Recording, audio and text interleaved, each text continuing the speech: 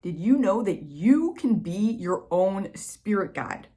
Other parallel versions of you can show up for you in many different forms. But today we're specifically going to be talking about past life spirit guides. But first, for those of you who don't know me, my name's Hannah, and I help people to own their powers and step into the driver's seat of their own lives. And today I'm going to be helping you do that by going into 5 signs your past life self or past life guide is reaching out to you, and then 4 ways that they're actually able to assist you in empowering you right now in this current life. But first, let's define past lives, shall we? Because I believe it's important to recognize past lives are, in fact, parallel lives. Because time is an illusion, and it's an illusion we are going to continue to transcend more and more as we ascend, our past lives are, in fact, happening simultaneously to our current lives. However, when you're in linear time, like we are right now, it does appear like these came before us, back in the timeline before we came here. And then that we are thus reincarnated versions of these other us's. Suffice to say, when you heal, your past life selves heal as well. And when your past life selves heal, you heal as well. So your past life selves are like 1,000,000% cheering you on and supporting you on your own healing journey, because whatever helps you helps them as well, and vice versa. It's this beautiful flow of healing that can happen on a quantum level if you can work with it consciously and become aware of it. But working with your past life selves and doing past life regressions can be a lot. You might not be ready for that level of healing work, and your past lives themselves might not be ready to communicate with you and reveal everything about themselves. That's why we're going to go into 5 signs you are ready to work with a past life guide, or 5 signs that a past life guide is actually reaching out to you, trying to get your attention. So number 1 is that you feel drawn to a particular location or culture when you've never even been there in this life, okay? An example of this from my own life, I guess, would be me in Japan. So for those of you who didn't know, I lived in Japan for 4 years and I do speak Japanese. But that wasn't always the case. The first time I went to Japan, I was 17 years old. And my entire life up until that point, I wanted to go to Japan. And this is before anime even got like super big and popular and like everyone knew about Japan and wanted to go to Japan. Honestly, I of course loved anime and all that stuff. I didn't even know it came from Japan first and foremost though, in the very beginning. But I was always kind of drawn to Japan. I just remember being like a little kid, like 6 or 7 years old. And my dad, who really liked watching documentaries, was watching a documentary on Japan. And I was just drawn to it like a moth to the flame. And there was like this deep inner knowing, this resonance of like, I have to go there. That feels like home. And as it turns out, when I went to Japan, one of the 3 different times I lived there, I was in this old castle, and boom, I had a flood-in of past life memories. I realized that I was a samurai, actually, that had participated in, I guess, a battle or something that happened at or around this castle that I was in. I've since then connected with that samurai version of myself as a guide and learned a lot more that has helped empower me right now in my life. So sign number 2 is that you feel drawn to a particular person, again, without any real rhyme or reason for it. This is where, I guess, love at first sight actually comes from. It's like you meet someone, but it isn't really the first time you're seeing them. It's just the first time you're seeing them in this life. So this love at first sight thing happens because it's soul recognition. Your souls recognize each other, and it just triggers that instant unconditional love. So this can happen with twin flames, and this can also happen with soulmates, both of which I talk about a little bit more in this video up here about the difference between twin flames and soulmates.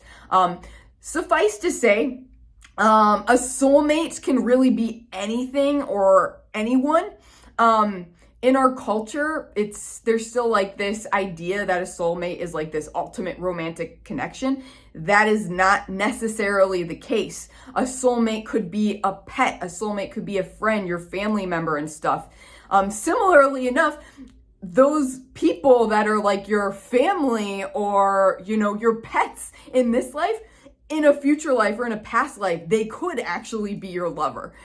We just play so many different roles when we continually reincarnate here. Anyways, I digress. So if you feel that soul recognition when you meet someone, you're not really sure why, well, that's pretty much confirmation you guys have had a past life together.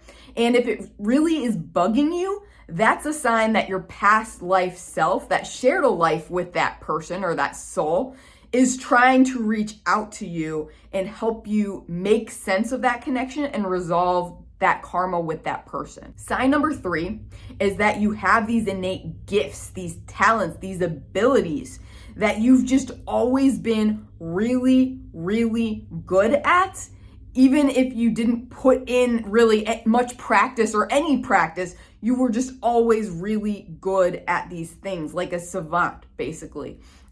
Maybe literally. So this happens because of what I like to call the new game plus effect. So I like to refer to life as being a video game.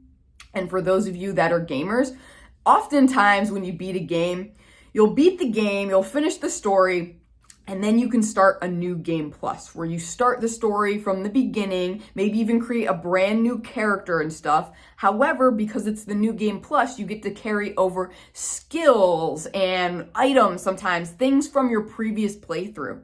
So this is what's happening when you have innate gifts that you can't really explain where they came from in this life. They're kind of carried over from your past lives. And if you have these gifts, and you're starting to utilize these gifts or wanting to utilize these gifts, that is a sign that your past life guide is reaching out to you because for whatever reason, they want to help you develop these gifts and they believe that these gifts are important. So 4 is an intense, irrational fear of something.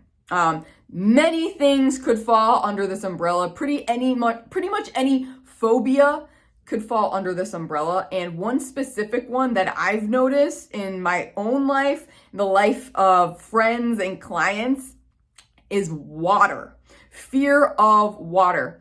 For me specifically, it's like this really, really niche kind of fear of water, actually. I love swimming. I love the water, but I have like this intensive fear of like under the ocean, like whatever could be like lurking under the ocean, to the point where like whenever I had to do an underwater level in a video game, I would completely like freeze up. I literally had to quit this one video game called Endless Ocean because at one point you have to do this mission where you go into the abyss in the ocean and you have to find this like giant sea monster thing. I couldn't do it. And you can't even be like killed or hurt in that video game. And even then, it's completely irrational. I couldn't do it. I just completely froze up with fear. And what I've learned is if you have this particular fear of water, that is likely linked to Atlantis. Many people, maybe even all people in my particular audience, have past lives in Atlantis because Atlantis is when the descension of humanity happened and now we are on the ascension path. So we're kind of wrapping up this karmic loop. So many of you have had past lives in Atlantis like I have.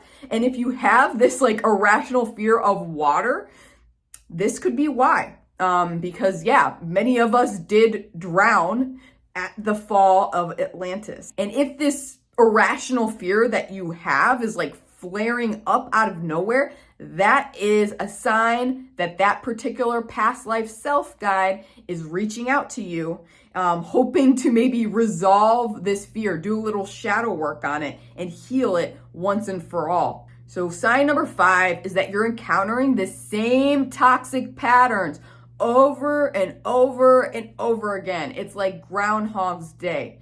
It's like, I've been in the place where I've literally moved across the world. For example, I've moved to Japan, and yet I've basically end up around the exact same people that I left in the first place. So the example I tend to use a lot, I may have used before, is drug addicts. I always seem, or I did, I've transcended this pattern since, but I always seem to attract drug addicts into my life until maybe my mid-20s, because I grew up in a family of addicts, and my brother was a drug addict, and that was just familiar for me, basically. And I just subconsciously, I guess, was drawn to these patterns over and over and over again. And I would just be like, why does this keep happening? I move all over the world, and yet still every time I'm surrounded by drug addicts. Why? Past lives, my friends, past lives. That's why. It's past life karma that needs to be resolved. And if you're just getting really frustrated by encountering that same pattern over and over and over again, that is likely your past life guide reaching out, being like, this needs to be healed. This needs to be taken care of before we can proceed on our spiritual path.